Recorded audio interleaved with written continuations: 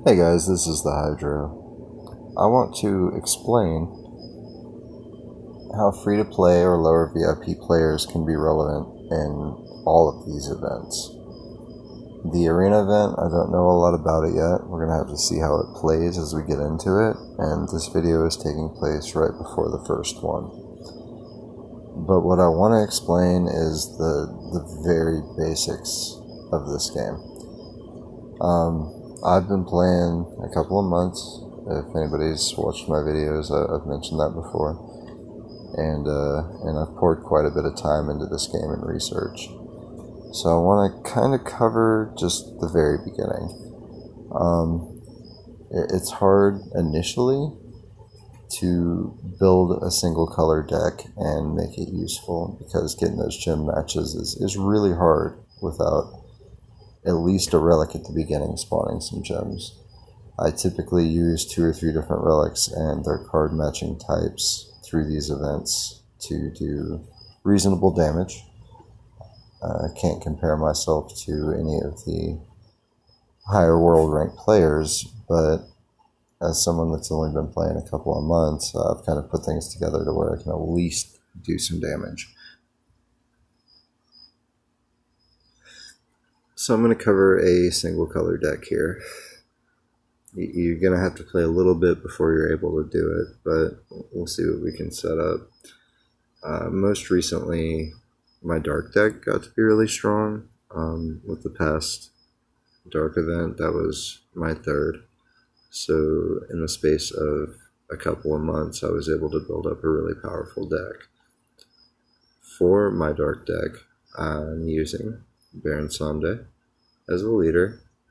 Hits really hard. I managed to awaken him once and I actually have a backup Baron, which helps quite a bit. Gonna go ahead and sort my cards so you guys can see what I'm working with here. These are all of my dark cards. I also use the Makala Tech Marvel.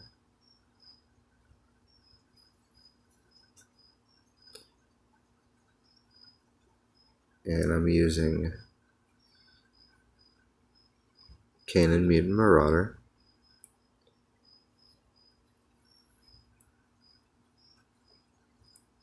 And finally, I'm throwing in Bella. Now, it seems like an odd mismatch of cards. I've got one commander in there, I've got a bunch of slayers, they're all different types, they all use different intensities, but there are reasons behind that. Mathematically is how I had to figure out what I'm going to do damage-wise. So I used my Barricade Breaker, which I use with most of my decks. I'm using the Jinxing Wand, which affects God Heroes.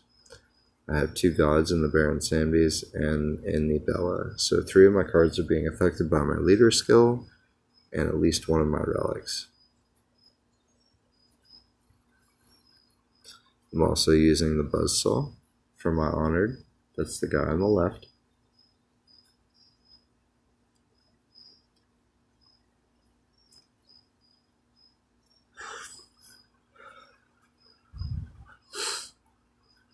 Throwing the Havoc Kopesh in there, which builds God Intensity, which does... It helps a little bit on the Baron Sunday cards.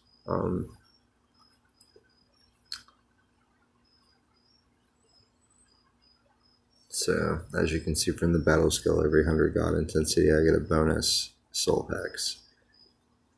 Gotta love those extra gems. And with 3 God cards and 2 of them being Baron Zombie, it fires off pretty nice. So as far as my relics go, this is kind of the basic I'm working with. That leaves me with 1 open spot to kind of throw anything in the interest of keeping as many dark gems on the board as I can. I use one of my not highly leveled up relics, but my pristine saber here. And working these relics, they kind of go up slowly. So as you can see, I have about 15,000 power, 15.5. That's very effective for taking down most anything you can come across. It did really well in the event. It does really well in the elite map or wherever I need it.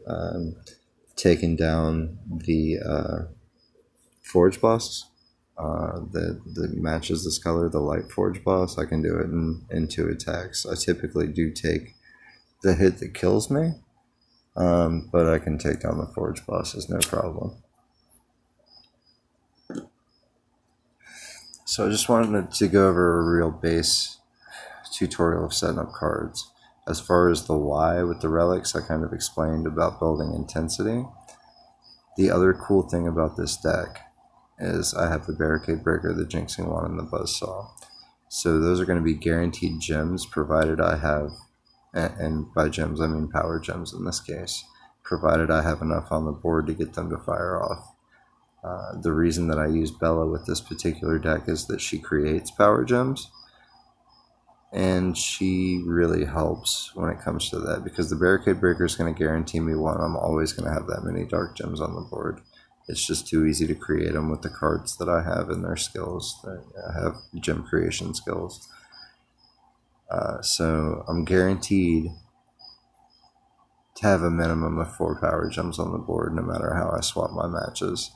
That lets the Jinxing Wand and the Buzzsaw fire off, and it's just, I end up with huge hits due to that. So a lot of it is going to be putting time into the game and collecting cards, making sure that you get the relics from the events, because they are going to be useful later on. The relics are the biggest thing that I could recommend anybody to get. Save those 1,000 gems, make sure that you can get the relic.